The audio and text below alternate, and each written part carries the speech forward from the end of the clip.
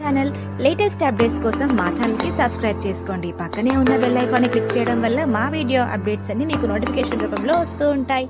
Hello friends, అందరికీ నమస్కారం.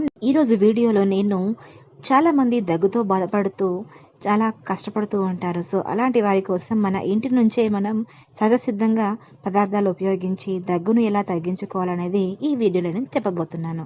అంతకంటే ముందు మీరు గనక మన ఛానల్ని కొత్తగా చూస్తున్నారా అయితే ఇప్పుడే సబ్స్క్రైబ్ చేసుకొని పక్కనే వచ్చే బెల్ సింబల్లో ఆల్ని క్లిక్ చేయండి. అలా చేయడం వల్ల నేను ఎప్పుడు వీడియో పోస్ట్ చేసినా మీకు నోటిఫికేషన్ రూపంలో వచ్చేస్తుంది. ఇక విషయంలోకి వెళ్తే, జలుబుతో పాటు కొందరికి దగ్గు కూడా ఇబ్బంది పెడుతూ ఉంటుంది. అయితే దీనికి ఇంగ్లీష్ మెడిసిన్స్ వాడాల్సిన అవసరమే లేదు.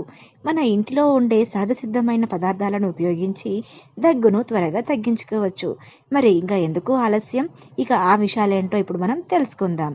ఒక గ్లాసు గోరువెచ్చని నీటిలో కొద్దిగా నిమ్మరసం, తేనె కలుపుకొని తాగితే దగ్గు నుంచి ఉపశమనం లభిస్తుంది. లేదా హెర్బల్ టీతో కానీ తేనెను కలుపుకొని తాగినా దగ్గును తగ్గించుకోవచ్చు. ఇక అదే కాకుండా పైనాపిల్ పండ్లలో ఉండే బ్రుమెలన్ అనే పదార్థం దగ్గును త్వరగా తగ్గిస్తుంది. పైనాపిల్ పండ్లను తినడం ద్వారా దగ్గును కూడా మనం తగ్గించుకోవచ్చు. ఇంకొక విషయం ఏమిటంటే, ఒక పాత్రలో కొద్దిగా నీటిని తీసుకొని అందులో కొన్ని పుదీనా ఆకులు వేసి మరిగించాలి. ఆ తర్వాత వచ్చే మిశ్రమాన్ని తాగితే జబ్బు మరియు జలుబు త్వరగా తగ్గిపోతాయి. ఇక ఇంకొక టిప్ ఏమిటంటే, ఒక గ్లాస్ గోరువెచ్చని నీటిలో కొద్దిగా అల్లం రసం, నిమ్మరసం కలుపుకొని తాగితే దగ్గు త్వరగా తగ్గిపోతుంది. ఇక ఇవన్నీ కాకుండా చాలామందికి టీ తాగడం అలవాటు ఉంటుంది. అయితే టీ తాగే అలవాటు ఉన్న వాళ్ళు లవంగాలు, దాల్చిన చెక్క, అల్లం రసం, మిరియాలు కలిపి తయారు చేసిన మసాలా టీని తీసుకోవడం వల్ల కూడా మనం దగ్గు నుంచి ఉపశమనం పొందవచ్చు.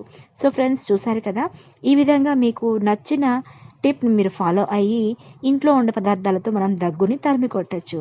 సో ఫ్రెండ్స్, ఈ వీడియో మీకు నచ్చిందా? అయితే వెంటనే లైక్ చేసి ఇలాంటి మరిన్ని అప్డేట్స్ కోసం మన ఛానల్ని సబ్స్క్రైబ్ చేసుకొని వీడియోని లైక్ చేసి మీ ఫ్రెండ్స్ అండ్ మెంబర్స్కి షేర్ చేయండి. మరొక మంచి అంశంతో మీ ముందుకు వస్తాను. Thanks for watching.